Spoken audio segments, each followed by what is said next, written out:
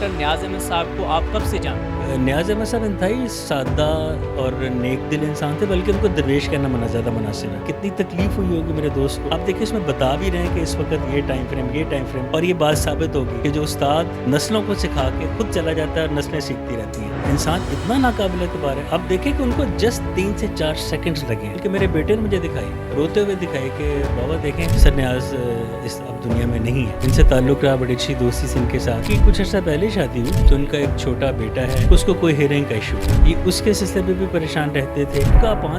یہ ان کی ذات سے تو یہ بات منسلک ہو ہی نہیں سکتی۔ آسمان تیری لحد پر شبنم افشانی کرے، سبزہ نو رستہ اس گھر کی نگہبانی کرے۔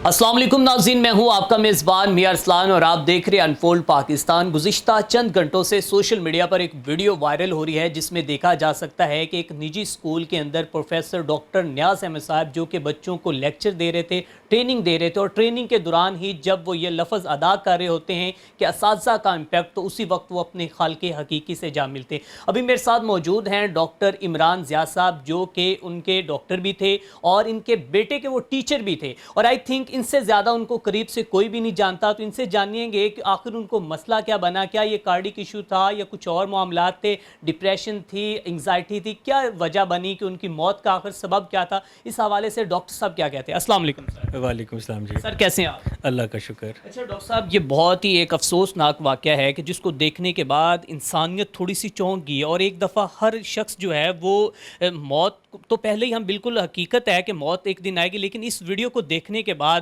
ہر انسان جو ہے وہ ڈر گیا ہے۔ تو بتائیے گا کہ ڈاکٹر نیاز احمد صاحب کو آپ کب سے جانتے ہیں؟ میں گزشتہ 3-4 سال سے جانتا ہوں۔ 3-4 سال سے میرے بچے کرسچن اسکول میں پڑھتے تھے، ٹھیک ہے، تو یہ ان کو اردو پڑھایا کرتے تھے، اردو پڑھایا کرتے تھے، تو ان سے تعلق رہا، بڑی اچھی دوستی سے ان کے ساتھ۔ ان کی کچھ عرصہ پہلے شادی ہوئی کووڈ کے بعد ہی، تو ان کا ایک چھوٹا بیٹا ہے، 1.5 یا 2 سال اس کی ایج ہوگی، اس کو کوئی ہیئرنگ کا ایشو ہے، اچھا یہ اس کے سلسلے میں بھی پریشان رہتے تھے۔ اور مجھے اب پتہ چلا، چونکہ میرا کچھ ماہ سے ان سے کوئی رابطہ نہیں تھا، لیکن جب یہ میں نے سوشل میڈیا پہ دیکھی، بلکہ میرے بیٹے نے مجھے دکھائی، روتے ہوئے دکھائی کہ بابا دیکھیں سر نیاز اس اب دنیا میں نہیں ہے۔ اچھا، خیر میں نے ویڈیو دیکھی تو مجھے بہت شوق پہنچا۔ اس کے بعد میں نے جب لوگوں کے کمنٹس دیکھے تو پھر میں نے بتانا ضروری سمجھا کہ آپ کا بیٹا بھی بڑا ڈپریشن میں ہوگا کہ جب اس نے اس طرح کی ویڈیو دیکھی کہ اچانک، ایک تو ہوتا ہے چلیں تھوڑی سی بیماری ہو تو بندہ بیڈ پہ ہو تو اس طرح ہوتا ہے کہ چلیں زندگی تو ایک اللہ پاک کے ہاتھ میں، جب مرضی، اس طرح موت کے بارے میں بیٹا آپ کا کیا کہہ رہا ہے؟ وہ بہت ڈپریشن میں ہے، وہ بار بار گیلی آنکھوں سے مجھے ویڈیو دکھا رہا ہے اور خود بھی دیکھ رہا ہے۔ نیاز احمد صاحب انتہائی سادہ اور نیک دل انسان تھے، بلکہ ان کو درویش کہنا زیادہ مناسب ہے۔ مظفر گڑھ کے قریب کسی علاقے سے ان کا تعلق تھا، اور بڑی میٹھی لہجے میں بات کرتے تھے۔ سگریٹ نوشی کا بھی تو دور دور تک کچھ سوچا بھی نہیں جا سکتا۔ اکثر ہوتا ہے کہ کہتے ہیں کہ اگر ہارٹ اٹیک کا ایشو آیا تو پھر وہ شاید وہ انہوں نے سگریٹ پیتے ہوں، کوئی گٹکا پان کھاتے ہوں۔ نہیں گٹکا پان، یہ ان کی ذات سے تو یہ بات منسلک ہو ہی نہیں سکتی۔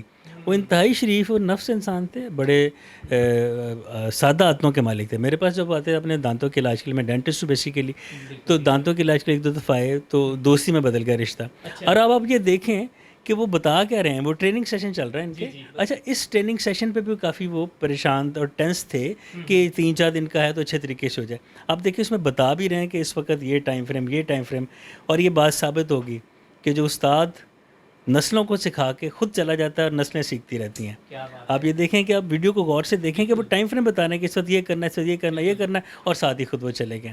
والدین کا بتا رہے ہیں، کرائٹیریا ٹائم کا بتا رہے ہیں کہ آپ نے ٹائم کس طرح اسپینڈ کرنا ہے، کس طرح اپنی زندگی کو آپ نے ڈالنا ہے اس کے مطابق۔ میں کل خود اس وقت سے لے کے اب تک میں ان سوچوں میں ہوں کہ ہم انسان اتنا ناقابل اعتبار ہے۔ آپ دیکھیں کہ ان کو جسٹ 3 سے 4 سیکنڈز لگے ہیں، وائٹ بورڈ کی طرف مڑ کے واپس آڈینگ صرف آئے ہیں، ساتھ ہی زمین پہ گرے ہیں۔ پتہ نہیں کتنی تکلیف ہوئی ہوگی میرے دوست کو، میرے تو دوست تھے وہ۔